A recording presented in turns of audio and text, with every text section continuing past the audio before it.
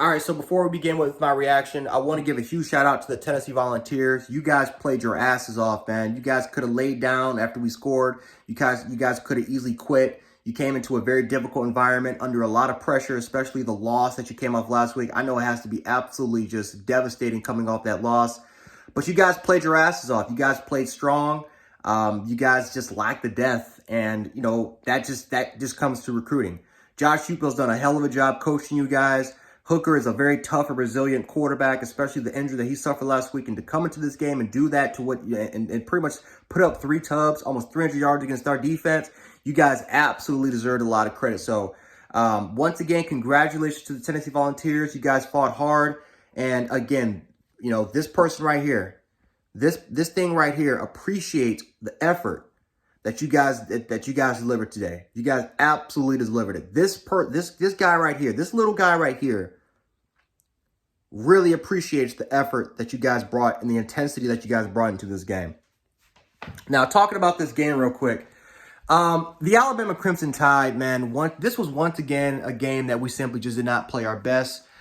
We had a hard time controlling the line of scrimmage. We had a lot of drop passes, lack of execution. Bryce Young struggled a little bit in this game with really reading the field a little bit. He struggled a little bit reading the field. This is kind of one of the games where Bryce Young he'll tell you to your face this was not his best game today. He did miss some open reads. Again, we struggled with drops. Jameson Williams, Cameron Latu, Billingsley, Butterfinger Billingsley again.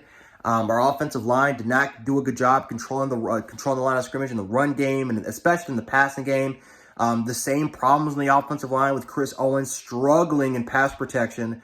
But Javon Cohen, those penalties, man, just inexcusable. Darren Delcourt kind of struggling a little bit in the interior there. It's just, once again, the weak link. It's the things that, me and other Bama fans have said for weeks. It continues to be a huge issue, right? The offensive line, the drops, the lack of focus, the lack of intensity, the lack of discipline. I mean, there's a lot of words you can really put into this thing. Defensively, our secondary, once again, with the misalignments. Once again, with the misalignments and the busted coverages. How many times do we have to say this? How many times as Bama fans, we have to kind of point this out that, hey, that this secondary needs to get better. It just needs to get better. Even when Bama wins huge in games, we always kind of go back to the secondary. It needs to play better. Jordan Battle did not have a good game today, and that's just how it is. He did not have a good job. He did not do a good job today. You can make an argument he cost us 2 touchdowns, especially the second touchdown where he was the lone safety. His responsibility was to cover the deep third, and instead he was in the box. Like, what are you doing there? So it's just stuff like that just continues to just piss me off and piss other Alabama fans off, because it's not like their players are just beating our players straight out, right? It's just it's the busted coverages. It's the misalignments. Now, credit to Tennessee and credit to all the other teams that have capitalized off of our mistakes, because that's your job. If we make a mistake in our secondary, if we have busted coverage, you better take advantage of that. Take advantage of it. And that's what Tennessee did today. That's what A&M did a couple weeks ago when they beat our ass. So we got it. I don't know if I can say we need to do a better job, because that's the obvious. We do need to do a better job, but nothing has improved. Nothing has improved. It seems like every time we take a small step forward, the next game we take a small step backwards. We lacked intensity in the first half. We didn't really get that intensity until the fourth quarter. We didn't really get it and build it up into the fourth quarter, where we had our lowest mileage and penalties, where our secondary definitely started to play a lot better. We started to be a lot more physical on the defensive line. Really, I can't even really say anything about that much about the defensive line, because our defensive line was physical all day long. Our defensive line was physical all night long.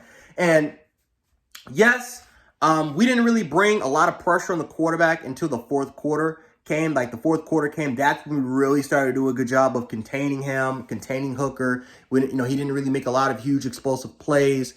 But, I'll take that back, because there was that 185-yard touchdown pass to, of course, the man Josh Joe, which, by the way, for anyone that's still on the Josh Joe bandwagon, that's still coming at me on Twitter for saying that I'm wrong about Josh Joe, for saying that he is not going to be a weak link for this football team, I wonder how you guys feel about it now. Am I right about that, or am I still an idiot? Let me know in the comment section if you're still a Josh Jobe bandwagoner. But anyway, guys, just a lot of the same mistakes. And we won the game 52-24. I understand people are smoking their cigars. Right? I don't have my cigar, but I do got this little pretzel right here, which, by the way, get this chocolate pretzel from your local grocery store. I'm telling you right now, those things are absolutely delicious. But still, we need to do a better job of keeping that intensity, keeping that same focus, right? We look back at 2020, and after again, we struggled in the first half of the season. It didn't take us until the second half of the Georgia game until we actually established the rhythm, and we got better. We got a lot better on the defensive side of the ball. We didn't really make a lot of mistakes, a lot of penalties. We seemed to have that same intensity, that focus, that drive that propelled us to a 13-0 national championship season. So, of course, there are going to be games where you're going to be caught off guard. That's understandable. But this has been happening all season long. You look at the Florida game, you look at the A&M game, and now you look at the Tennessee game. Like, these are games that you should have no business struggling with. Maybe the Florida game in the early part of the season because it's a very difficult environment. You're playing in Gainesville, fine. But then there's the A&M game against the backup quarterback that is a 52% career completion percentage quarterback. And now the Tennessee game where you're playing at home, you're coming off momentum. You got the motivation now because you just lost at A&M a couple weeks ago. So you got the motivation now to come out gun swinging, fire, have that passion, intensity.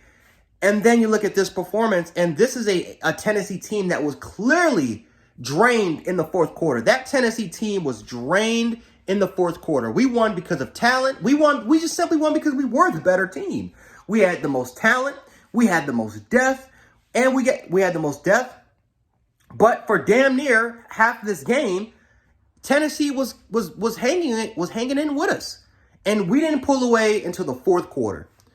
So, and again, please stop with this is a good football team. No. They're okay. They're 4-3, damn it. They're 4-3. We got to learn how to take care of business.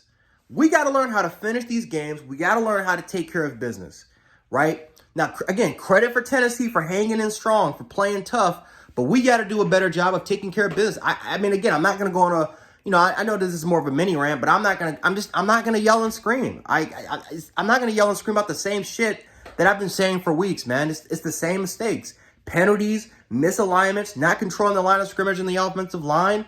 It's the same crap over and over again. The one positive that I can say is that our defensive line improved today, and our linebacking core and our inside linebacking unit played better. But besides that, it's a lot of stuff that we need to work on and get better with.